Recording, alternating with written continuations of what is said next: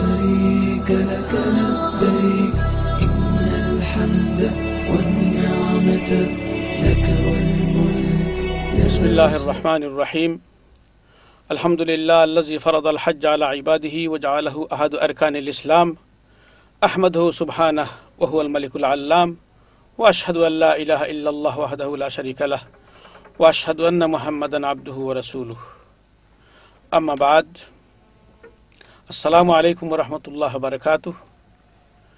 প্রিয় ভাই ও বোনেরা, আপনারা বড়ই সৌভাগ্যবান। আল্লাহ সুবহানাহু ওয়া তাআলা আপনাদেরকে হজ ও উমরা পালনের জন্য মনোনীত করেছেন। সুতরাং আমি আপনাদের সবাইকে ধন্যবাদ জানাই, মুবারকবাদ জানাই। ইব্রাহিম আলাইহিস নবীনা সালাতু ওয়াস সালাম যখন খানায়ে কাবা নির্মাণ শেষ করলেন, আল্লাহ পাক তাকে পরবর্তী নির্দেশ দিলেন, ওয়াজ্জিন ফিন নাস বিল হজ, মানুষকে হজের দিকে আহ্বান করো। ইব্রাহিম বললেন, ইয়া আল্লাহ, এখানে কে শুনবে আমার কথা? আল্লাহ পাক বললেন, নাদি ওয়া আলাইয়াল বালাগ, তুমি ডাকো, তুমি আহ্বান করো, পৌঁছে দেওয়ার মালিক আমি আল্লাহ রব্বুল আলামিন। অতএব ইব্রাহিম ডাকলেন, আইয়ুহান নাস ইন্না রাব্বাকুম কাদ ইত্তাখাযা বাইতান ফাহুজ্জু, হে মানুষ সকল, তোমাদের প্রভু তার ইবাদতের জন্য এক ঘর মনোনীত করেছেন, নির্মাণ করেছেন, অতএব এখানে আসো হজ পালনের জন্য। আল্লাহ পাক হযরত ইব্রাহিমের এই আহ্বানকে কিয়ামত পর্যন্ত আগত মানুষের কর্ণকুহরে পৌঁছে দিয়েছিলেন এবং যাদের ভাগ্যে হজ এবং উমরা আছে তারা সাথে সাথেই বলে উঠেছিল, লাব্বাইক আল্লাহুম্মা লাব্বাইক, লাব্বাইক লা শারীকা লাক লাব্বাইক, ইন্নাল হামদা ওয়ান নি'মাতা লাকা ওয়াল মুলক লা শারীকা লাক। হযরত ইবনে আব্বাস রাদিয়াল্লাহু তাআলা আনহুমা বলেন যে তালবিয়ার ব্যাকগ্রাউন্ডটা এখান থেকেই তালবিয়ার শুভ সূচনা হয়েছে। হজ ফরজ হয়েছিল 9 হিজরি সনে এবং রাসূল পাক সাল্লাল্লাহু আলাইহি ওয়াসাল্লাম হজ পালন করেছিলেন 10 হিজরি সনে। এই হজ হচ্ছে ইসলামের সর্বশেষ স্তম্ভ। রাসূল পাকের বিদায় হজ পালনে আরাফাত প্রান্তরের উকুফ অবস্থানের শেষ প্রান্তে এসে রাসূল পাকের উপর কোরআনে কারীমের সর্বশেষ আয়াত আল ইয়াউমা আকমালতু লাকুম দীনাকুম ওয়া আতমামতু আলাইকুম নি'মাতি ওয়া রাদিতু লাকুমুল ইসলাম দীনা নাজিল হয়, যার মাধ্যমে ইসলাম আল্লাহর কাছে পরিপূর্ণতার সনদ প্রাপ্ত হয়। একজন সক্ষম মুমিন যখন হজ পালন করে তখন আশা করা যায় যে তার ঈমান ও ইসলাম পরিপূর্ণতা লাভ করবে। হজের আবিধানিক অর্থ হচ্ছে কোনো পুণ্যস্থান ভ্রমণের জন্য কষ্ট স্বীকার করা, আর ইসলামে হজ হচ্ছে বিশেষ পদ্ধতিতে বিশেষ স্থান ও খালে পালনীয় কিছু ইবাদত, যেমন তওয়াফ, যেমন সাই, যেমন উকুফে আরাফাত, মুজদালিফা, রামিয়ে জামারাত, এগুলি সব বিশেষ স্থানে পালিত হয় এবং হজের জন্য একটা বিশেষ সময় আছে। আল্লাহতে নিজেকে সমর্পণ করার এবং আল্লাহর আনুগত্য প্রদর্শনের সর্বোত্তম পন্থা হচ্ছে এই হজ, যে কারণে আদম আলাইহিস নবীনা সাল্লাল্লাহু আলাইহি ওয়াসাল্লাম থেকে শুরু করে মুহাম্মদুর রাসূলুল্লাহ সাল্লাল্লাহু আলাইহি ওয়াসাল্লাম পর্যন্ত সকল নবী ও পয়গম্বর হজ পালন করেছেন। অন্যান্য ইবাদতের মতো হজের অন্যতম উদ্দেশ্য হচ্ছে মানুষকে আল্লাহ ও আখিরাতমুখী জীবন গঠনে সাহায্য করা। ইসলামের বুনিয়াদী 4 ইবাদতের মধ্যে হজ এতই ব্যাপক যে সে নিজের মধ্যে সমস্ত ইবাদতকে ধারণ করে আছে। এছাড়াও ইসলামী জীবন দর্শন, ইসলামের খ্রিস্টীয় সভ্যতা, ইসলামের ভ্রাতৃত্ব, সহমর্মিতা, ধৈর্য, সহিষ্ণুতা, সাম্যবাদ, বিশ্বজনীনতা, ইসলামী রাজনীতি তথা মহানেতৃত্বের আনুগত্য, সব মিলিয়ে হজকে ইসলামের সংক্ষিপ্ত রূপ বললেও অত্যুক্তি হবে না। ব্যাপকতার কারণে হজ জীবনে মাত্র একবার ফরজ করা হয়েছে। শারীরিক ও আর্থিক সামর্থ্য সম্পন্ন মানুষ কখনো বা এমন বেপরোয়া হয়ে যায়, এমন অহংকারী ও দাম্ভিক হয়ে যায় এবং এমন সব কাজ করে বসে যা সীমা লঙ্ঘন করে এবং ইহা মুক্তির অন্তরায় হয়ে যায়, যে কারণে হজ এসে এই ভ্রান্ত পথের প্রতীকগুলোকে জানিয়ে দিল যে তোমাদের আবিষ্ট লক্ষ্য যেটা ঠিক করেছ সেটা হওয়া উচিত নয়। মিনহা খালাকনাকুম, অচিরেই তুমি এই মাটির গহ্বরে বিলীন হয়ে যাচ্ছ, যে মাটির থেকে তোমার সৃষ্টি করেছি, যে মাটিতে তোমাকে আবার প্রত্যাবর্তিত করব এবং যে মাটির থেকে আরেকবার তোমাকে পুনরুত্থিত করব।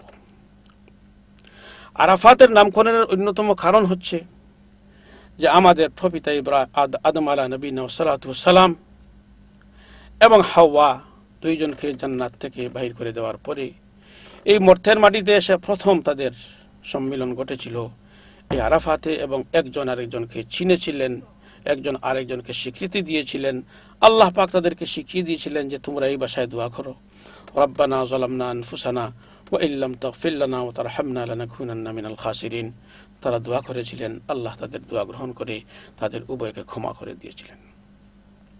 সামর্থ্য সম্পন্ন মানুষের মধ্যে এমন সব দোষের বই প্রকাশ ঘটে যেগুলো সাধারণত গরিবদের মধ্যে হইতে পারে না, এবং এমন কিছু দোষ আছে যেগুলি আরাফাতে উপস্থিত না হলে ক্ষমা হওয়ার নয়, যে কারণে আল্লাহ তার অপার করুণা দিয়ে এই সামর্থ্য সম্পন্ন মানুষগুলিকে আরাফাতে আসার সুযোগ দিলেন, যেখানে তাদের প্রপিতা দণ্ডায়মান হয়ে আল্লাহর কাছে ক্ষমা চেয়েছিলেন, যেখানে তাদের নবী মুহাম্মদুর রাসূলুল্লাহ সাল্লাল্লাহু আলাইহি সাল্লাম সন্ধ্যা পর্যন্ত মাগরিব পর্যন্ত দুআরত ছিলেন। হজ ও উমরার ফজিলত অনেক, এবং এগুলো বিস্তারিতভাবে বলার সময় এবং অবকাশ এখন নেই। কয়েকটি হাদিস মাত্র আপনাদের সামনে পেশ করছি অনুধাবনের জন্য, বোঝার জন্য।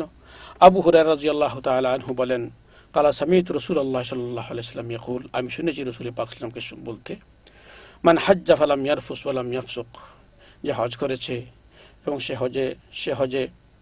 সে গুনাহে লিপ্ত হয় নাই, সে এমন অবস্থায় তার ঘরে নিষ্পাপ অবস্থায় প্রত্যাবর্তন করবে যেভাবে তার মাতা প্রথম তাকে জন্ম দিয়েছিলেন। হাদিস বুখারী বর্ণনা করেছেন। আবু হুরায়রা আরেকটি হাদিস বর্ণনা করেছেন, যেখানে তিনি বলেছেন, কালা রাসূলুল্লাহ সাল্লাল্লাহু আলাইহি ওয়াসাল্লাম, রাসূল পাক বলেছেন, আল উমরা ইলাল উমরাহ কাফফারাতুল লিমা বাইনাহুমা, দুই উমরা মাঝখানের জীবনের কাফফারা হয়ে যায়। ওয়াল হজ্জুল মাবরুর লাইসা লাহু জাযাউন ইল্লাল জান্নাহ, এবং একটি মকবুল হজের পুরস্কার জান্নাতের নিচে আর কিছুই নাই। এই হাদিস বুখারী বর্ণনা করেছেন। জাবির রাদিয়াল্লাহু তাআলা আনহু আরেকটি হাদিস বর্ণনা করেন, যেখানে রাসূল পাক সাল্লাল্লাহু আলাইহি ওয়াসাল্লাম বলেন, হাযাল বাইত দাআমাতুম মিন দাআইমিল ইসলাম, এই ঘর কাবা গৃহ আল্লাহর নিদর্শনগুলির একটি।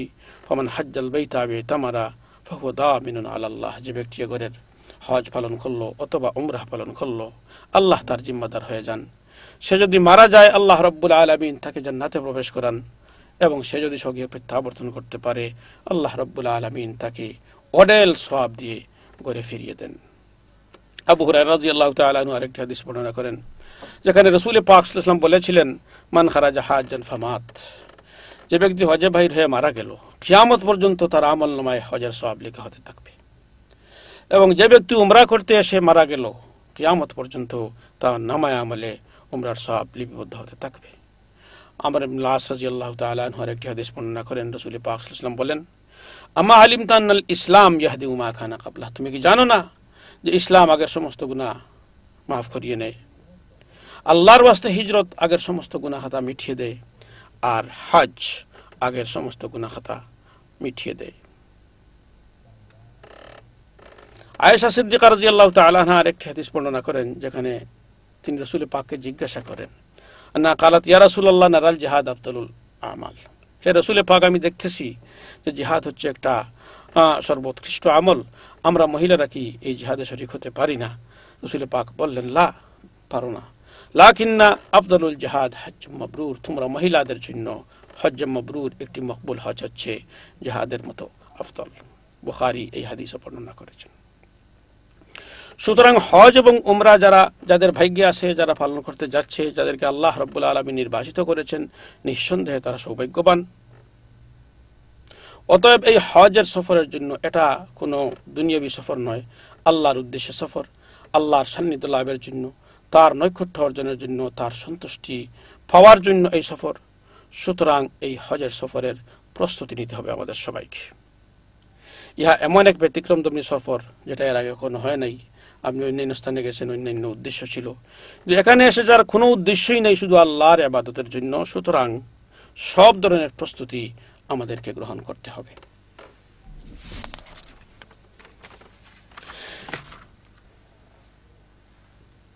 এই প্রস্তুতি বলতে আমি সব ধরনের প্রস্তুতি বলতে বোঝাচ্ছি আপনার বাহ্যিক ও আভ্যন্তরিক প্রস্তুতি।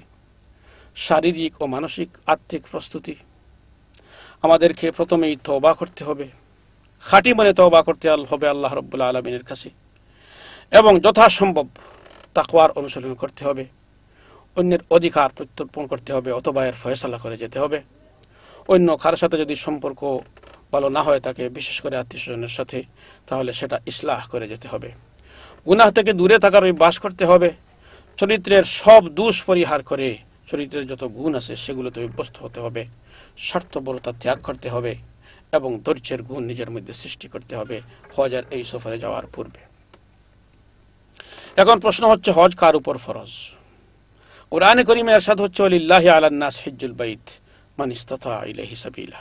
আল্লাহর জন্য মানবের উপর হজ ফরজ, তার উপর যে সেখানে যাওয়ার সামর্থ্য রাখে, হু ক্যান অ্যাফোর্ড ইট। সেখানে যাওয়ার তার শারীরিক সঙ্গতি আছে, সেখানে যাওয়ার তার আর্থিক সঙ্গতি আছে, হজ তার উপর ফরজ।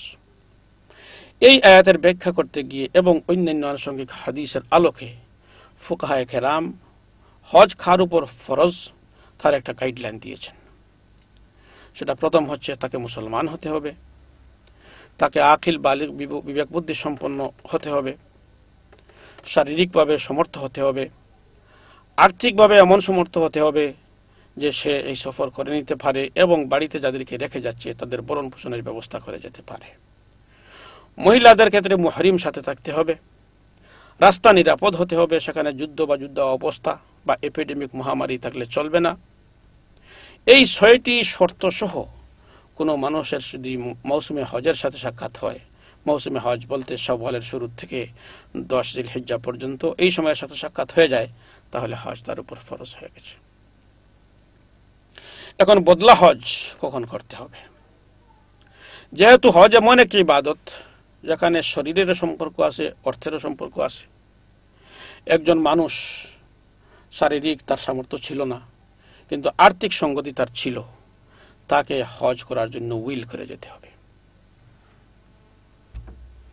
ইবনে আব্বাস রাদিয়াল্লাহু তাআলা আনহু হাদিস বর্ণনা করেন, এক খাসাম গোত্রের এক মহিলা এসে রাসূল পাক সাল্লাল্লাহু আলাইহি ওয়াসাল্লামকে প্রশ্ন করলেন, ইন্না ফরিদাতাল্লাহ ফিল হজ আদরাকাত আবি শাইখান কাবীরান লা ইস্তাতিউ আলার রাহিলাহ আফা আহুজ্জ আনহু ক্বালা নাম। তিনি প্রশ্ন করলেন, ইয়া রাসূলুল্লাহ, হজ আমার আব্বার উপর, আমার পিতার উপর ফরজ হয়েছে এমন এক অবস্থায় যখন তিনি বাহনে উঠতেই পারেন না, এমন বৃদ্ধ অবস্থায়, আমি কি তার পক্ষে হজ আদায় করে নিতে পারি? রাসূল পাক বললেন, হ্যাঁ, তুমি তা করতে পারো। হজ জীবনে একবার মাত্র ফরজ। আবু হুরায়রা রাদিয়াল্লাহু তাআলা আনহু হাদিস বর্ণনা করেন, যেখানে রাসূল পাক বললেন, ইন্নাল্লাহ আযজা ওয়া জাল্লা কাদ ফারাজা আলাইকুমুল হজ। সাহাবাদের উদ্দেশ্যে বললেন যে আল্লাহ তোমাদের উপর হজ ফরজ করেছেন। এক ব্যক্তি প্রশ্ন করলেন, আকুল্লু আমিন ইয়া রাসূলুল্লাহ, এটাকে প্রতি বছর করতে হবে? রাসূল পাক নীরব রইলেন। 3 বার প্রশ্ন করলেন, 3 বারই নীরব রইলেন। তারপরে বললেন যে আমি যদি বলতাম নাম, আমি যদি বলতাম হ্যাঁ, ফরজ হয়ে যেত, অথচ তোমরা সেটা পারতে না। অতএব আমি যা বলি সেখানেই থাকো, অতিরিক্ত কথা বলিও না। যেটুকু নির্দেশ দিয়েছি সেটা পালনের চেষ্টা করো, যেটুকু থেকে বিরত রাখার কথা বলেছি সেটুকু বিরত থাকার চেষ্টা করো, অতিরিক্ত প্রশ্ন করিও না। তোমাদের পূর্বের উম্মাহ এভাবেই ধ্বংস হয়েছে, অতিরিক্ত প্রশ্ন এবং নবীদের সাথে ইখতিলাফের মাধ্যমে। একের অধিক হজ পালন তাহলে কি? একের অধিক হজ পালন সেটাও হচ্ছে অত্যন্ত প্রেজওয়ার্দি, প্রশংসার দাবিদার। আব্দুল্লাহ ইবনে মাসউদ রাদিয়াল্লাহু তাআলা আনহু হাদিস বর্ণনা করেন, রাসূল পাক সাল্লাল্লাহু আলাইহি ওয়াসাল্লাম বলেছেন, তাবিউ বাইনাল হজ্জ ওয়াল উমরাহ, তোমরা হজ এবং উমরার মধ্যে মুতাবা করো, ফলো আপ করো, একটার পরে আরেকটা করো, এক হজের পরে আরেক হজ, আরেক উমরার পরে আরেক উমরা। ফাইন্নাহা ইয়ানফিয়ানিজ যুনুব ওয়াল ফাকর, কারণ এই হজ এবং উমরা তোমার থেকে গুনাহ এবং দারিদ্রতা দুইটাকেই মিটাবে। যেভাবে আগুনের স্ফুলিঙ্গ আপনার লোহা, সোনা অথবা আপনার চাঁদি, রূপার সমস্ত অপরিষ্কার অপবিত্রতাকে দূর করে দেয়। তারপরে রাসূল পাক বললেন, লাইসা লিহাজ্জাতিন মাবরুরা সওয়াবুন ইল্লাল জান্নাহ, একটি হজ্জ মাবরুরের সওয়াব জান্নাতের নিচে কিছুই নাই। ওয়া মা মিন মুমিনিন ইয়াজিল্লু ইয়াওমাহু মুহরিমান ইল্লা গাবাতিশ শামসু বিজুনুবিহি, কোন মুমিন যখন ইহরামের অবস্থায় দিন কাটায়, সূর্য যখন অস্তমিত হয় তখন তার গুনাহ নিয়ে অস্তমিত হয়। আরেক হাদিসে রাসূল পাক বললেন, ইন্না আবদান সাহাহতু লাহু জিসমাহ ওয়া আওসাআতু আলাইহি ফিল মাঈশাহ ইয়ামদি আলাইহি খামসাতা আওয়াম লা ইয়াকসিদু ইলাইয়া লা মাহরুম। আমি আর বান্দাকে সামর্থ্য দিয়েছি, তার রিজেককে প্রশস্ত করেছি, তারপরেও 5 বছরেও একবার আমার ঘরে হাজির হয় না, সে নিশ্চিতভাবে বঞ্চিত।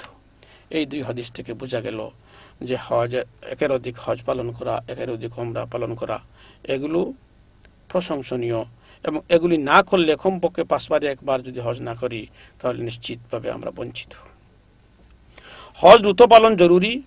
ইবনে আব্বাস রাদিয়াল্লাহু তাআলা আনহু বলেন, তাআজ্জালু ইলাল হজ্জ আনিল ফরিদা, তোমরা দ্রুত হজ পালন করো যদি এটা ফরজ হয়ে যায়, কারণ তোমাদের কারোই জানা নাই ভবিষ্যতে তোমার কপালে কি আছে।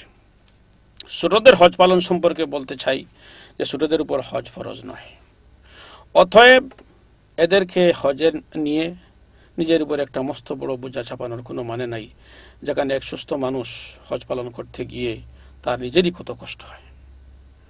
কিন্তু এটা যদি এমন সার্কামস্টেন্স হয় যে আনঅ্যাভয়েডেবল, যে এটা আর খাও দেখার মতো নাই, তাকে নিয়ে যেতেই হবে, তাহলে সেখানে মসলা হচ্ছে যে আপনি তার পক্ষে আপনার নিজের হজের এবং তার হজের নিয়ত করবেন, এবং সে যদি বুঝতে পারে তাহলে তার হুকুম আহকাম সে নিজে পালন করবে, আর বুঝতে না পারলে তাকে খুলে নিয়ে একসাথে আপনারটা এবং তারটা দুইটাই হয়ে যাবে। হজ যখন পালন করব আমরা, তখন প্রথমে ঠিক করতে হবে আমাদের সবাইকে যে আমরা কোন ধরনের হজ পালন করতে চাই। হজ 3 প্রকারের, একটা হচ্ছে ইফরাদ, একটা তামাত্তু, একটা কিরান। ইফরাদ বলতে শুধু হজ পালনকে বোঝায়, আর তামাত্তু কিরান দুইটাই উমরার সাথে আছে। এই দুইটার মধ্যে তফাৎ হচ্ছে যে তামাত্তু ওয়ালারা উমরা করে হালাল হয়ে যাবেন এবং হজের সময় আরেকবারে হারাম করবেন, আর কিরান ওয়ালারা একবারে হারাম করে এর মধ্যেই থাকবেন, উমরার পরে তাদের উমরা ইহরাম আর ভাঙতে পারবেন না হজ যতক্ষণ পর্যন্ত শেষ না হয়েছে।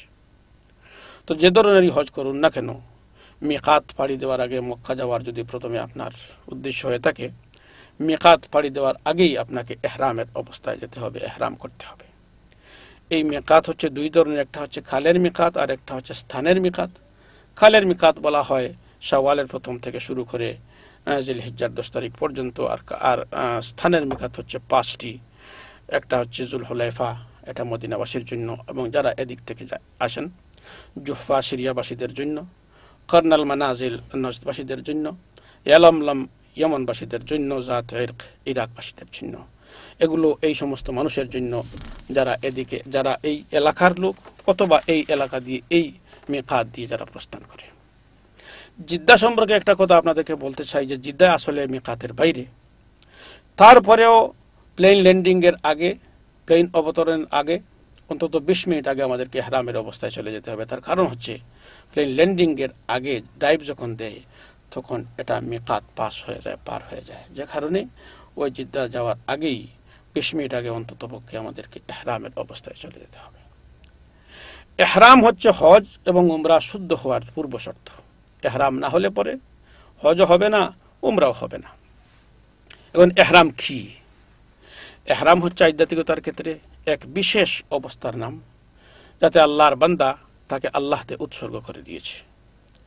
ইবাদতের জন্য সে পার্থিব সুখভোগ, লাভ ক্ষতি সব ছেড়েছে, সে খবরের পোশাক পরেছে এবং আল্লাহর সন্তুষ্টি অর্জনের জন্য রওনা হয়েছে, পরিবার পরিজন সব ছেড়ে। এমন এক আধ্যাত্মিক অবস্থা যাতে সে পূর্ণ শান্তি এবং নিরাপত্তার এলান করেছে, ঘোষণা করেছে, তার নিজের জন্য, তার সহকর্মীদের জন্য, সমস্ত উম্মার জন্য, পুরো সমাজের জন্য, পুরো পৃথিবীর সমস্ত সৃষ্ট জীবের জন্য। নারী এবং পুরুষ সবাইকে ইহরাম করতে হবে। সুন্নত পদ্ধতি হচ্ছে প্রথমে গোসল করবেন, আর গোসল না পড়লে কমপক্ষে ওযু করবেন। ওযু করে নারী এবং পুরুষ উভয়কেই ইহরাম করতে হবে। মহিলাকে ইহরাম করার জন্য বিশেষ কোনো কাপড়ের প্রয়োজন নেই, সাদা হলে খুবই ভালো, সাদা না হলেও চলবে, তবে হিজাব পর্দার খুব খেয়াল রাখতে হবে। ঢিলা ঢালা কাপড় পরবেন, তার উপর আবায়া বা জুব্বা যেটা আছে আপনার বোরকা সেটা পরবেন। আর পুরুষকে এক জোড়া সেলাইবিহীন কাপড়, সেলাইবিহীন চাদর, এটা তেহবেন্দের মতো, এটা লুঙ্গির মতো পরতে হবে, আর এটা উপরে চাদরের মতো ব্যবহার করতে হবে। এই 2টা দিয়ে ইহরাম পরবেন। তো যাই হোক, প্রথমে এই কাপড় পরলেন, কাপড় পরার পরে প্রথমে তো ওযু করলেন অথবা গোসল করলেন, কাপড় এটা পরলেন, কাপড় পরার পরে 2 রাকাত নামাজ পড়লেন, 2 রাকাত নামাজ পড়ার পরে আপনি নিয়ত করলেন। সে নিয়ত হবে হজের অথবা উমরার অথবা দুইটার একসাথে। আল্লাহুম্মা ইন্নী উরিদুল হজ আউল উমরা আও কিলাইহিমা ফায়াসসিরহু লি ওয়া তাকাব্বালহু মিন্নি। হে আল্লাহ, আমি হজের নিয়ত করলাম অথবা উমরার নিয়ত করলাম অথবা দুইটার একসাথে নিয়ত করলাম, আল্লাহ এটাকে আমার জন্য সহজ করে দাও আর কবুল করো। এই নিয়ত করার পরে আপনি তালবিয়াহ পাঠ করবেন, মহিলারা আস্তে আস্তে পড়বেন, পুরুষ জুড়ে পড়বেন। লাব্বাইক আল্লাহুম্মা লাব্বাইক লাব্বাইক লা শারীকা লাক লাব্বাইক ইন্নাল হামদা ওয়ান নি'মাতা লাক ওয়াল মুলক লা শারীকা লাক। এখন আপনি ইহরামের অবস্থায় চলে গেলেন। আর ইহরাম না ভঙ্গ করা পর্যন্ত আপনাকে বিশেষ কিছু নিয়ম নীতি মেনে চলতে হবে। বিশেষ কিছু জিনিস ছিল যেগুলো স্বাভাবিক জীবনে আপনার জন্য হালাল ছিল, কিন্তু এই ইহরাম পরার কারণে হারাম হয়ে গেছে। কোরআনে কারীমে ইরশাদ হচ্ছে, আল হাজ্জু আশহুরুম মা'লুমাত ফামান ফারাদা ফীহিন্নাল হাজ্জা ফালা রাফাসা ওয়ালা ফুসুকা ওয়ালা জিদালা ফিল হজ। হজের জন্য কয়েকটি মাস হচ্ছে সুবিদিত, যেই মাসগুলিতে হজ ফরজ করেছে অর্থাৎ ইহরাম করেছে হজের জন্য।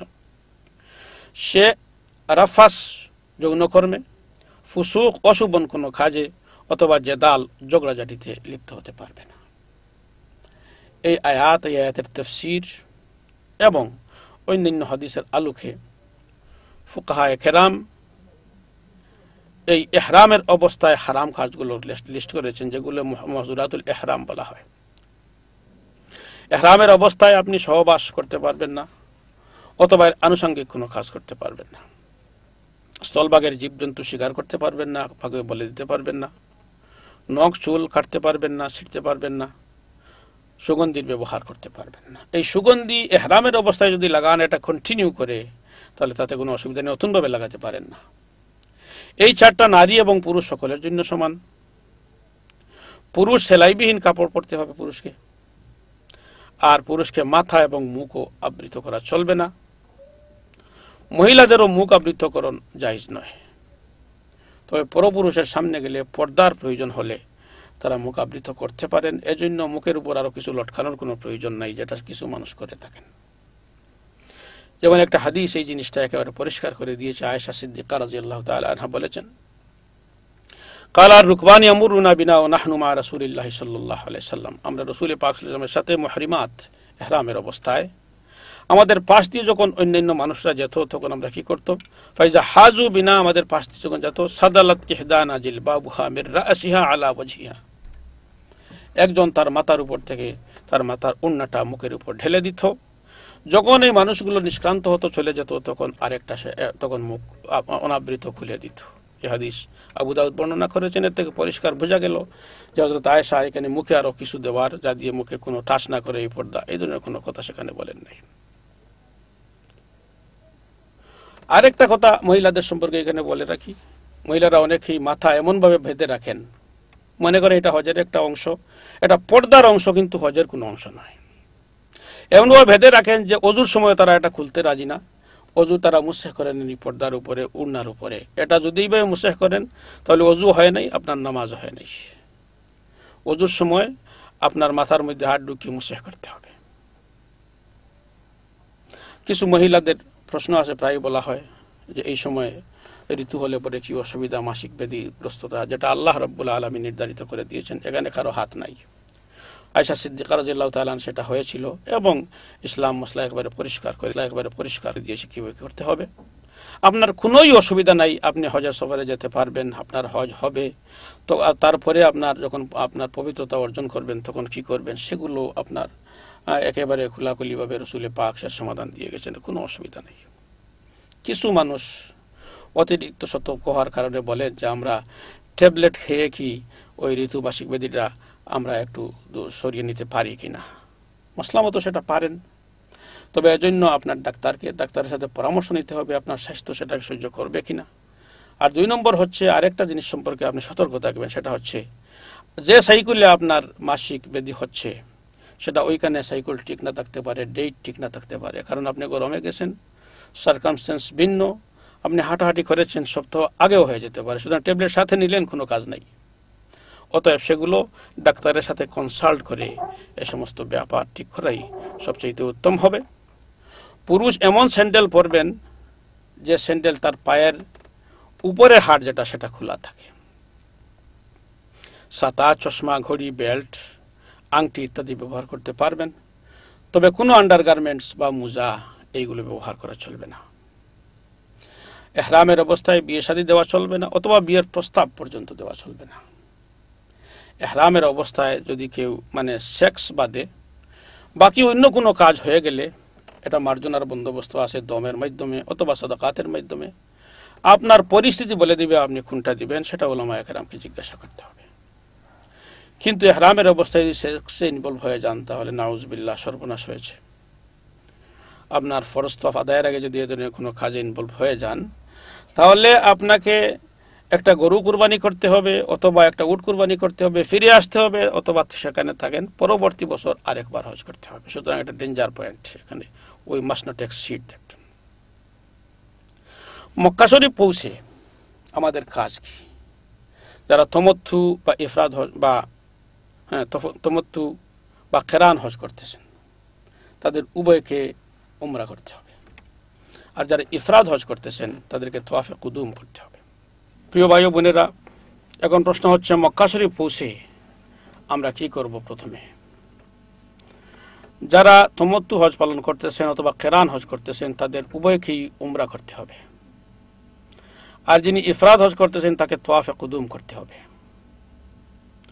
উমরা শেষে তমত্তু হজ যারা করেছেন তারা হালাল হয়ে যাবেন, ইহরাম ভঙ্গ করে নেবেন, আর কেরান যারা করতেছেন তারা হালাল হতে পারবে না। এই ইহরামের অবস্থায় থাকতে হবে হজ যতক্ষণ পর্যন্ত না শেষ হয়।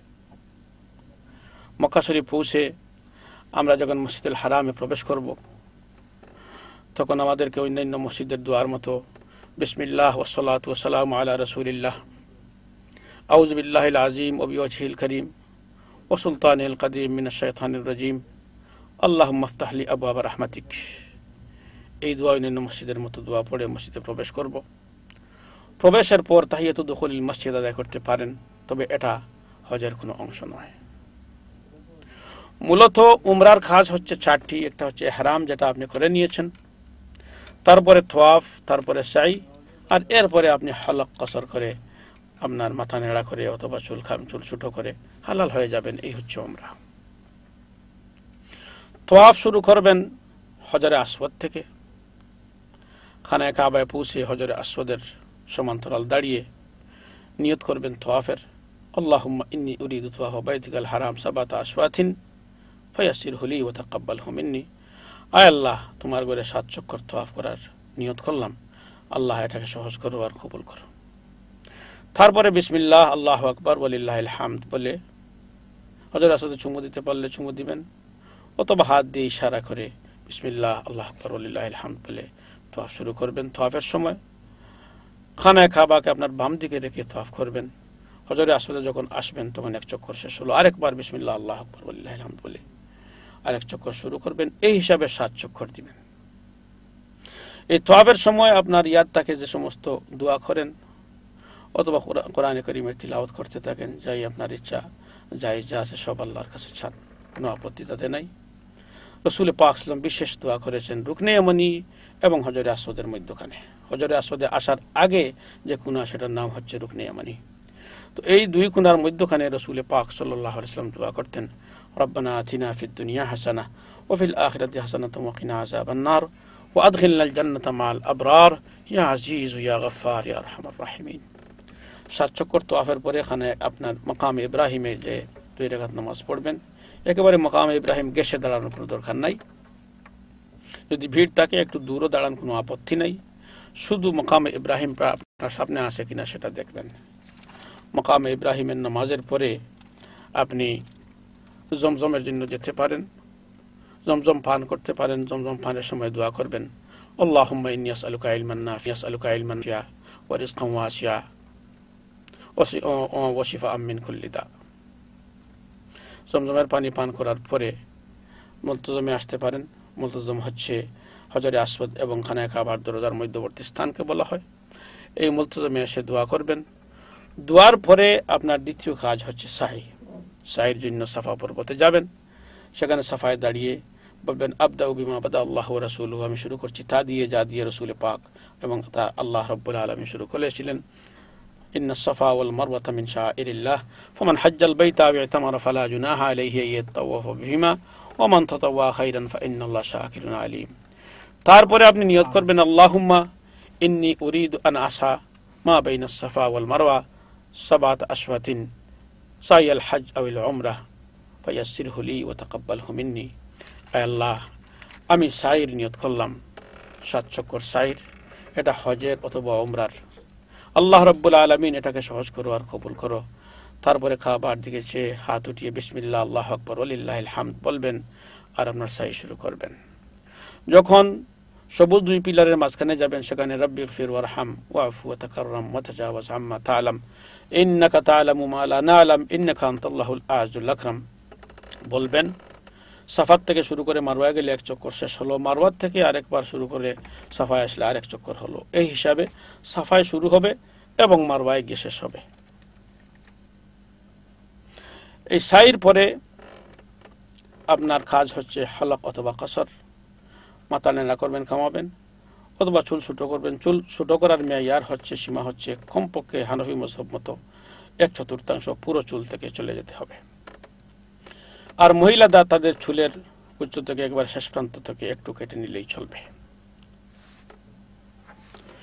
পালন করতেছেন, ঠিক আছে? যারা তামাত্তু হজ পালন করতেছেন, আপনার এখন ইহরাম আপনার শেষ হয়ে গেল। আপনি যেহেতু হলক অথবা কসর করে নিয়েছেন, ইহরাম শেষ হয়ে গেল, এখন আপনি স্বাভাবিক জীবনে আছেন। আর যারা কিরান হজ পালন করতেছেন তারা ইহরাম ভঙ্গ করতে পারবেন না। এই হচ্ছে হজের আপনার উমরার কাজ। ইহরাম, তাওয়াফ, সাই, তারপরে হলক বা কসর, উমরাই ওভার, উমরাই ফিনিশ। হজ এবং উমরার মধ্যে পার্থক্যটা হচ্ছে, যদি হজ এবং উমরাকে তুলনা করি তাহলে হজকে বলা হবে হজ্জুল আকবর, বড় হজ, আর উমরাকে বলা হবে হজ্জুল আসগর, ছোট হজ। হজ ফরজ কিন্তু উমরা ফরজ নয়। হজ বিশেষ কিছু সময় করতে হবে, কিন্তু উমরার জন্য সে ধরনের কোনো সময় নির্ধারিত নাই। উমরার মধ্যে কিছু অনুষ্ঠান আছে যেগুলো আমি আগে বললাম, এইগুলি কিন্তু হজের মধ্যে এর চাইতে বাড়তি আরো অনেক জিনিস আছে যেগুলো উমরার মধ্যে নাই।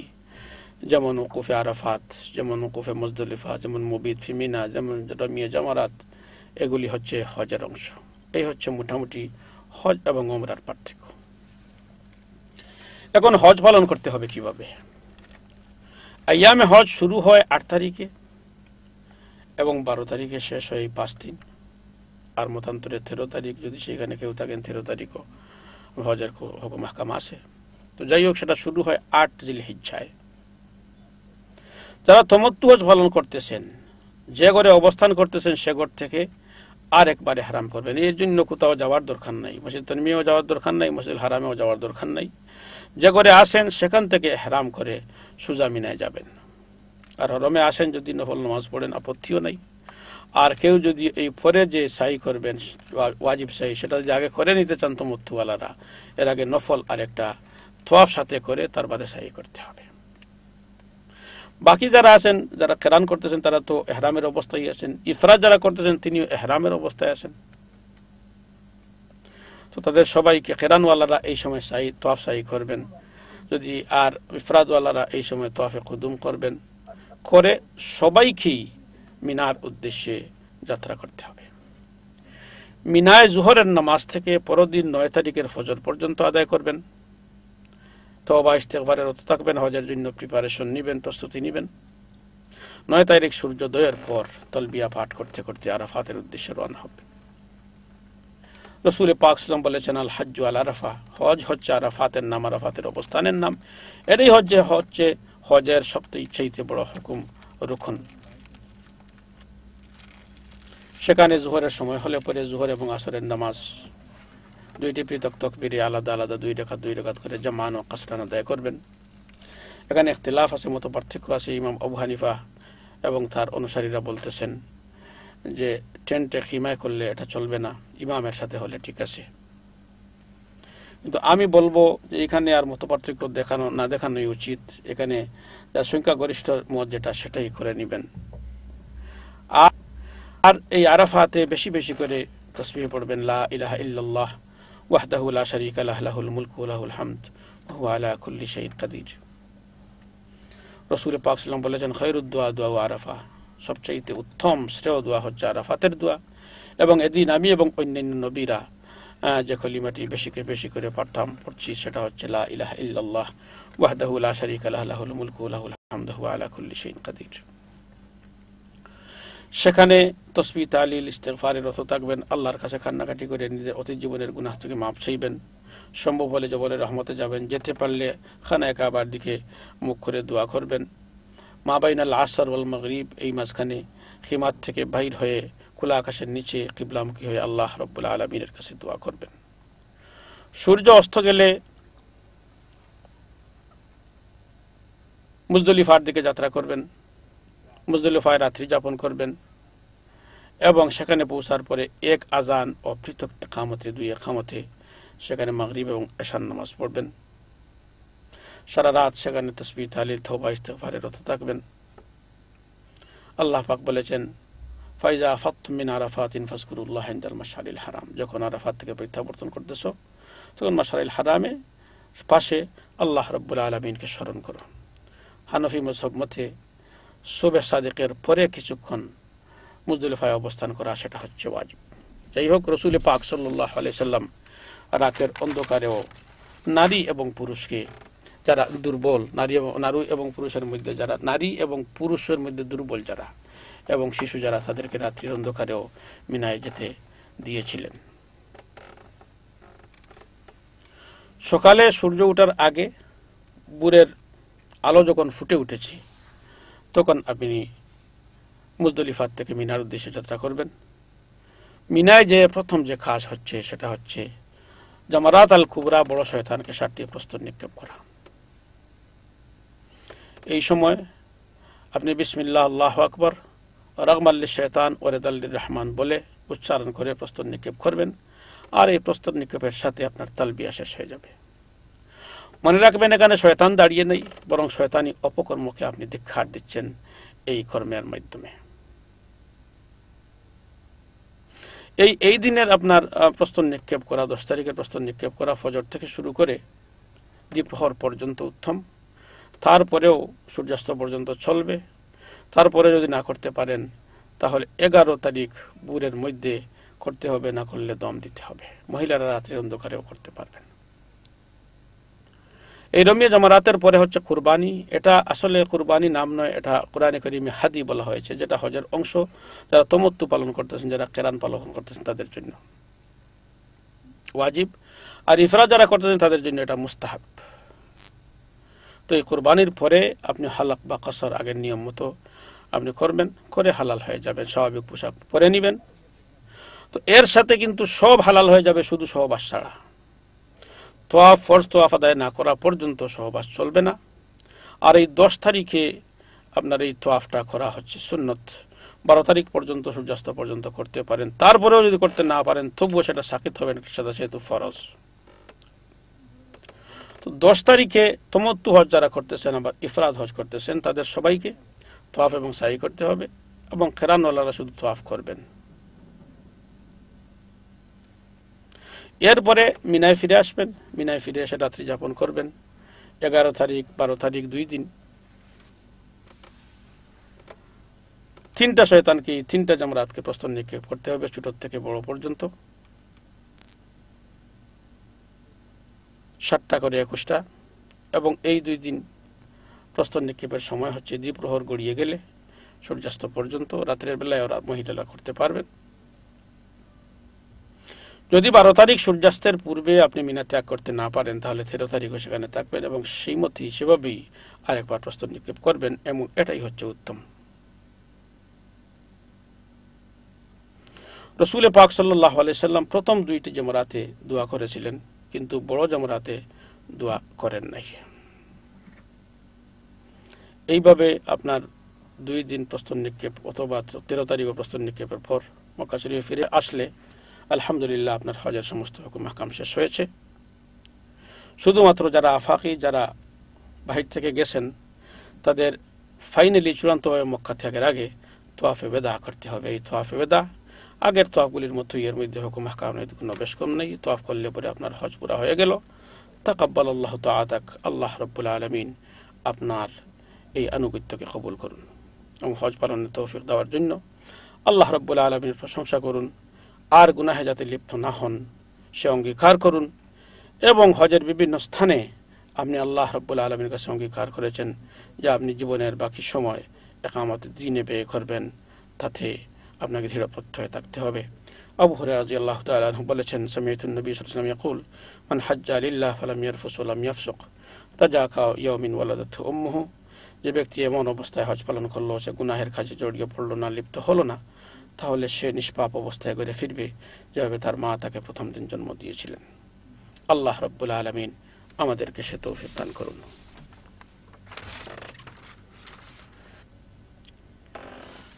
প্রিয় ভাই বোনেরা, এখন আমি আপনাদের সামনে হজের অনুষ্ঠানাদির কিছু তাৎপর্য ও পরিচিতি দিচ্ছি। ইহরাম সম্পর্কে আপনাদেরকে বলেছি। তাওয়াফ জিনিসটা কি? এটা ইব্রাহিমের সময়ের এক রেওয়াজকে স্মরণ করিয়ে দেয়। যখন মানুষ কোনো পশু মানত করত, সেই পশুটাকে এনে ওই যেখানে জবাই করবে সেখানে তাওয়াফ করাতো। এর সাথে তাওয়াফকারীর যোগসূত্র হচ্ছে যে সংশ্লিষ্ট ব্যক্তি আধ্যাত্মিকভাবে নিজেকে আল্লাহর উদ্দেশ্যে কুরবানি দিয়েছে, উৎসর্গ করে নিয়েছে এবং এই স্থলে, কুরবানির স্থলে এসে এসে আল্লাহর উদ্দেশ্যে চক্কর লাগাচ্ছে। ইসলাম মানে হজরে আসওয়াদ চুম্বন করা। এই হজরে আসওয়াদ হচ্ছে আধ্যাত্মিকভাবে অনেক মূল্যবান। এমনি অ্যাপারেন্টলি যদিও এটা একটা পাথর, সব মুছে গেছে এখান থেকে, শুধু এই সাক্ষী হয়ে এখানে দাঁড়িয়ে আছে হজরে আসওয়াদ, যেটা হযরত ইব্রাহিম আলাইহিস নবীনা সালাতু ওয়াস সালামকে আল্লাহ উপহার হিসেবে জান্নাত থেকে দান করেছিলেন। এবং ইব্রাহিম থেকে মুহাম্মদ সাল্লাল্লাহু আলাইহি সাল্লাম পর্যন্ত পয়গম্বর নবীগণ এটাকে স্পর্শ করেছেন। আজ পর্যন্ত কত গৌস, কুতুব, ওলি, আবদাল সকলেই এটাকে স্পর্শ করছেন। এই হজরে আসওয়াদ কাবা শরীফের দক্ষিণ কোণায় 1.1 মিটার উপরে লাগানো আছে, যেটা রাসূল পাক সাল্লাল্লাহু আলাইহি সাল্লাম সর্বশেষ নিজ হাতে লাগিয়ে রেখেছিলেন। হুজুরে পাক বলেছেন যে এই হজরে আসওয়াদ এসেছে জান্নাত থেকে এবং এটা ছিল সাদা, দবদবে সাদা। মানুষের গুনাহের কারণে এটা কালো হয়ে গেছে। রাসূল পাক আরো বলেছেন যে কিয়ামতের দিন তার 2টা চক্ষু থাকবে, জিহ্বা থাকবে এবং সমস্ত মানুষ তাকে স্পর্শ করছে, তাকে চুম্বন দিচ্ছে, তাদের ঈমানের শাহাদাত সাক্ষ্য দিবে। সাই আমরা করি সাফা এবং মারওয়ায়। হযরত ইব্রাহিম আলাইহিস নবীনা সালাতু ওয়াস সালাম ইসমাঈল আলাইহিস সালামকে কুরবানি করার জন্য এসে এই সাফায় তার বাহন এবং চাকর বাকর রেখে মারওয়ায় সেখানে গিয়ে কুরবানি দেওয়ার জন্য এসেছিলেন। এগুলির আরেকটা ব্যাকগ্রাউন্ড হচ্ছে হযরত হাজারা রাদিয়াল্লাহু তাআলা আনহা, তিনি হযরত ইসমাঈলের জন্য পানির তালাশে এই 2 পাহাড়ে দৌড়াদৌড়ি করেছিলেন। আল্লাহ রাব্বুল আলামিন তার এই দৌড়াদৌড়িকে কবুল করে নিয়েছেন। ইন্নাস সাফা ওয়াল মারওয়াতা মিন শাআইরিল্লাহ, এটা আল্লাহ রাব্বুল আলামিনের নিদর্শন। আরাফাত শব্দের অর্থ হচ্ছে জানা, পরিচয় হওয়া ইত্যাদি। ইব্রাহিম আলাইহিস সালামকে যখন হযরত জিবরিল আমিন হজের হুকুম আহকাম শিখান, তখন এখানে আসার পরে তিনি বলেছিলেন আরাফতু, আমি এই জায়গাটা আগে চিনি, আগে থেকে চিনতেন সেই হিসাবে। আরেকটা কথা বলা হয়েছে যে হজের হুকুম আহকাম শিখানোর পরে হযরত জিবরিল বলতেছিলেন যে আপনি কি এগুলি বুঝলেন, জানলেন? তিনি বললেন হ্যাঁ, আরাফতু আরাফতু। আরেকটা কথা হচ্ছে আদম এবং হাওয়া 2 জন এখানে একজনের সাথে পরিচয় হয়েছিল, যে কারণে এই আরাফাতকে আরাফাত বলা হয়। রাসূল পাক সাল্লাল্লাহু আলাইহি ওয়াসাল্লাম এখানে দুপুর থেকে সূর্যাস্ত পর্যন্ত অবস্থান করে আল্লাহ রাব্বুল আলামিনের কাছে হাজারি করে দোয়া করেছিলেন। ধনীরা গরিবদের 500 বছর পরে জান্নাতে যেতে পারবে পরকালের তুলনায়, পরকালের বিবেচনায়। এই সমস্ত অসহায় মানুষগুলিকে আল্লাহ রাব্বুল আলামিন একটা সুযোগ দিলেন যে আরাফাতে এসে তাদের পিতা মাতার মতো আল্লাহর কাছে খাঁটি মনে তওবা করে যেন গুনাহ প্রার্থনা গুনাহ থেকে ক্ষমা প্রার্থনা করে। মা মিন ইয়াউমিন আকসারা মিন ইয়াতিকাল্লাহু আযজা ওয়া জাল্লা ফি আবদাম মিনান নার মিন ইয়াউমি আরাফা। রাসূল পাক বলেন যে আরাফাতের মতো এত উত্তম দিবস আর নাই যেদিন এত বেশি মানুষকে আল্লাহ রাব্বুল আলামিন ক্ষমা করেন। তিনি মানুষের নিকটবর্তী হন, ফেরেশতাদের সাথে তাদের সম্পর্কে কথা বলেন এবং জিজ্ঞাসা করেন মা আরাদা হাউলা, এরা কি চায়? আতুনি শুসান গুবরান দাজ্জিনা মিন কুল্লি ফাজ্জিন আমিক। পৃথিবীর সমস্ত কর্নার থেকে এসে তারা এলোমেলো মাথা ময়লা কাপড় নিয়ে এখানে সমবেত হয়েছে, তারা কি চায়? উশহিদুকুম আন্নী কাদ গাফারতু লাহুম, আমি তোমাদেরকে সাক্ষী রেখে বলতেছি যে আমি তাদের সবাইকে মাফ করে দিলাম। মুজদলিফায় আগের দিনে হজের দিবসগুলিতে হাজিরা কায়িক পরিশ্রম করে মিনায় সরাসরি যাওয়া পছন্দ করতো না, এখানে হোল্ড করত। ইসলাম তাকে অনুমোদন দান করে। মিনা হচ্ছে মক্কা শরীফ থেকে 3 মাইল দূরে। আইয়ামে জাহিলিয়ায় মানুষগুলো সেখানে একত্রিত হতো এবং বংশমর্যাদার জৌলুস সেখানে প্রকাশ করত। এর মাধ্যমে তারা শেষ পর্যন্ত যুদ্ধে লিপ্ত হয়ে যেত, রক্তের হুলিখেলা চলত। ইসলাম সেটাকে পরিবর্তন করে দিল, ইসলামের সৌন্দর্য ও শক্তি প্রকাশের এক ব্যবস্থা করে দিল এবং সাম্য মৈত্রী প্রদর্শনের একটা ব্যবস্থা এখানে করে দিল। আর বংশের প্রশংসার স্থলে স্থান পেল আল্লাহ রাব্বুল আলামিনের প্রশংসা। কুরবানি সেটা হচ্ছে ইসলামের স্মরণে প্রতীকী কাজ। মানুষ যখন কুরবানি দেয় তখন বলে মিন খাওয়ালাক, এটা আল্লাহ তোমার পক্ষ থেকে এবং তোমার উদ্দেশ্যে উৎসর্গকৃত। এর মানে হচ্ছে মানুষ এর মাধ্যমে স্বীকৃতি দিচ্ছে যে তার জান এবং মাল আল্লাহর কাছ থেকে এসেছে এবং আল্লাহর উদ্দেশ্যে কুরবানি দিতে সে সদা প্রস্তুত। এই কুরবানি সম্পর্কে রাসূল পাক সাল্লাল্লাহু আলাইহি ওয়াসাল্লাম বলেন মা আমিলা আদমিয়ুন ইয়াওমান নাহর আহাব্বা ইলাল্লাহ মিন ইহরাকিদ দাম।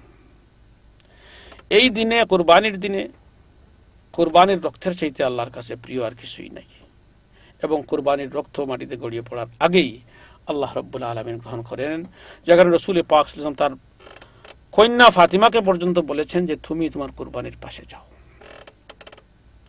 হলক সেটাও হচ্ছে পুরানো এক রীতি। যখন কেউ কোনো মানত করত সেটা পূরণ করার পরে সে মাথা তার কামিনী নেড়া করে নিত। আরেকটি পুরাতন রীতি হচ্ছে যে কৃতদাস যখন মনিবের কাছে ফিরে আসতো পলায়ন করার পরে তখন তার মাথা আনুগত্যের নিদর্শন সব নেড়া করে দিত। এই হজ পালনের মাধ্যমে আল্লাহর বান্দা মনিবের কাছে ফিরে এসেছে এবং তার মাথা নেড়া করার মাধ্যমে সাক্ষ্য দিচ্ছে যে আমি সত্যিকার অর্থেই আল্লাহ রাব্বুল আলামিনের কাছে ফিরে এসেছি এবং বাকি জীবন আল্লাহর আনুগত্যে কাটাবো। রম্যে জামারাত সেটা আপনারা সকলেই জানেন যে ইব্রাহিম আলাইহিস নবীন সাল্লাল্লাহু আলাইহি ওয়াসাল্লাম এই 3টি স্থানে প্রস্তর নিক্ষেপ করেছেন শয়তানকে। শয়তান খুব মন্ত্রণা দিচ্ছিল। মাকামে ইব্রাহিম সম্পর্কে আপনারা জানেন যে এই মাকামে ইব্রাহিম এখানে হযরত ইব্রাহিমের পদচিহ্ন এখনো বাকি আছে। হযরত ইসমাইল তার জন্য এসেছেন, হযরত পুত্র ইসমাইল এনেছিলেন পিতাকে সাহায্য করার জন্য। এর উপর দাঁড়িয়ে হযরত ইব্রাহিম আলাইহিস নবী সাল্লাল্লাহু আলাইহি ওয়াসাল্লাম খানায়ে কাবা নির্মাণ করতেন এবং এটা লিফটের কাজ করতে এক প্রান্ত থেকে আরেক প্রান্তে চলে যেত এবং যতটুকু উঁচা হওয়া ততটুকু উঁচা হতো সেটা আল্লাহর পক্ষ থেকে করা হতো। হযরত ওমর ফারুক রাদিয়াল্লাহু তাআলা আনহুর সদিচ্ছা ছিল যেখানে নামাজ পড়া হবে। তিনি রাসূল পাককে জিজ্ঞাসা করেছিলেন যে আমরা কি এই মাকামে ইব্রাহিমকে নামাজের স্থল বানাইতে পারি না? তখনই কোরআনে কারীমের আয়াত নাযিল হয় ওয়াত্তাখিযু মিন মাকামে ইব্রাহিমা মুসাল্লা। আর জমজম সম্পর্কে আপনারা সকলেই জানেন, এই জমজম হচ্ছে হযরত ইসমাইলের অন্যতম মুজিজা। রাসূল পাক এক মুজিজা এই ধরনের দেখিয়েছিলেন। মানুষের মধ্যে পানির প্রয়োজন ছিল, তিনি একটা পাত্রের মধ্যে হাত রেখে রাখার পরে তার আঙ্গুল থেকে এই পানি নির্জননী ধারার মতো প্রবাহিত হতে শুরু করেছিল। হযরত ইসমাইলের মা হাজারা যখন পানির জন্য দৌড়াদৌড়ি করে ফিরে এসে বিফল মরতে ফিরে আসলেন তখন দেখলেন ইসমাইল পা দিয়ে যেখানে মারতেছেন সেখান থেকে ফলগুধারার মতো পানি প্রবাহিত হচ্ছে। আজ পর্যন্ত বিশ্বের লাখো কোটি মানুষ প্রতিদিন এই পানি পান করতেছে, কিন্তু একটা ফোঁটাও কম হয় নাই। রাসূল পাক বলেছেন খয়রু মা ইন আলা ওয়াজহিল আরদ মাউ জমজম। আল্লাহর জমিনের সবচেয়ে উত্তম পানি হচ্ছে এই জমজমের পানি। এটা পানীয় খাদ্য এবং এটা শিফা মিন কুল্লি দা, সমস্ত ব্যাধি থেকে নিরাময়ের বন্দোবস্ত। মাউ জমজম লিমা শুরিবা লাহু, এই জমজমের পানি হচ্ছে সেজন্য যে উদ্দেশ্যে সেটা পান করা হয়। তো এইভাবেই সবকিছুর ব্যাকগ্রাউন্ড আছে। মুলতাজম, হাতিমে কাবা, হিজরে ইসমাইল, মিজাবে রহমত, এগুলি সমস্ত আপনার ব্যাকগ্রাউন্ড আছে। রাসূল পাক সাল্লাল্লাহু আলাইহি ওয়াসাল্লাম 6টি স্থানে হজে গিয়ে দোয়া করেছিলেন। একটা হচ্ছে সাফায়, মারওয়ায়, আরাফাতে, মুজদলিফায় এবং 2 জমরাতের পাশে। জিয়ারত সম্পর্কে বলতে গেলে প্রথমেই আপনাদেরকে একটা কথা বলতে হবে, সেটা হচ্ছে যে জিয়ারত হজের অংশ নয়। মক্কা আল মুকাররমার সমস্ত ধর্মীয় গুরুত্বপূর্ণ স্থান আপনি দেখবেন, মক্কা নিজে, মক্কা এবং মদিনা শরীফ দুইটাই ইসলামের সোনালী ইতিহাসের সাথে সম্পৃক্ত। এখানে দেখার হাজারো জিনিস আছে, দেখবেন সেগুলি, কিন্তু বুঝতে হবে প্রথমে যে এগুলি হজের অংশ নয়। আর হজের কোনো হুকুম আহকামকে কম রেখে অথবা মসজিদুল হারামে নামাজ আদায় না করে এগুলি দেখতে যাওয়া, সেটা ঠিক হবে না। তবে এই সুযোগকে কাজে লাগিয়ে ইমানকে পরিপূর্ণ করার জন্য, মজবুত করার জন্য সেগুলো দেখা যেতে পারে।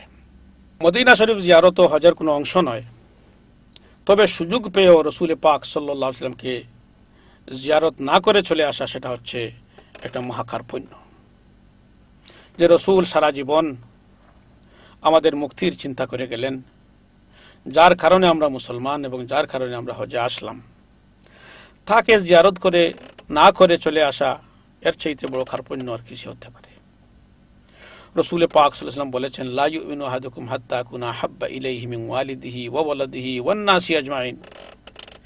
কোন মানুষই পরিপূর্ণ মুমিন হতে পারে না যতক্ষণ পর্যন্ত না আমি তার কাছে তার পিতা, তার মাতা, তার সন্তান সন্ততি তথা সমস্ত মানুষের, সমস্ত পৃথিবীর মানুষের চাইতে প্রিয় হয়ে থাকি, প্রিয় হতে পারি। যতক্ষণ পর্যন্ত না আল্লাহ রসুল আমাদের কাছে সবচাইতে প্রিয়, ততক্ষণ পর্যন্ত আমরা পরিপূর্ণ মুসলমান হতে পারি না। সুতরাং সুযোগ পেয়ে রসুল পাকের জিয়ারত করা হচ্ছে বুদ্ধিমানের কাজ। সুতরাং আমরা সেখানে যাব।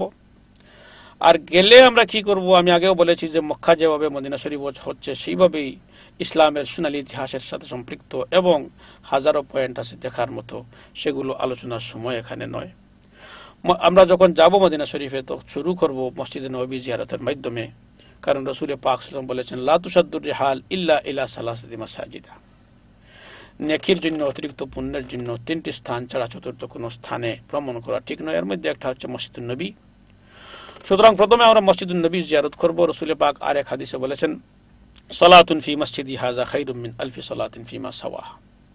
আমার এই মসজিদে এক ওয়াক্ত নামাজ আদায় করা মসজিদুল হারাম ছাড়া অন্য যে কোনো মসজিদে 1000 নামাজ আদায়ের চাইতে উত্তম। সুতরাং আমরা মসজিদ নবী জিয়ারতের মাধ্যমে আমাদের জিয়ারত শুরু করব। এটা হাদিসের সাথে মিল হবে ইনশাআল্লাহ। তো মসজিদে নববীতে যখন ঢুকবো, তখন অন্যান্য মসজিদের মতো বিসমিল্লাহ ওয়াসসালাতু ওয়াসসালামু আলা রাসূলিল্লাহ, আউযু বিল্লাহিল আযীম ওয়া বিওয়াজহিল কারীম ওয়া সুলতানিল কাদীম মিনাশ শাইতানির রাজীম, আল্লাহুম্মা আফতাহ লি আবওয়াব রাহমাতিক, হে আল্লাহ রাব্বুল আলামিন, তোমার করুণার দরজা আমার জন্য খুলে দাও। মসজিদে ঢুকে 2 রাকাত তাহিয়াতুদ দুখুল মসজিদ আদায় করব। সেটা রিয়াদুল জান্নাতে যদি হয় তাহলে সবচেয়ে ভালো। তারপরে পরে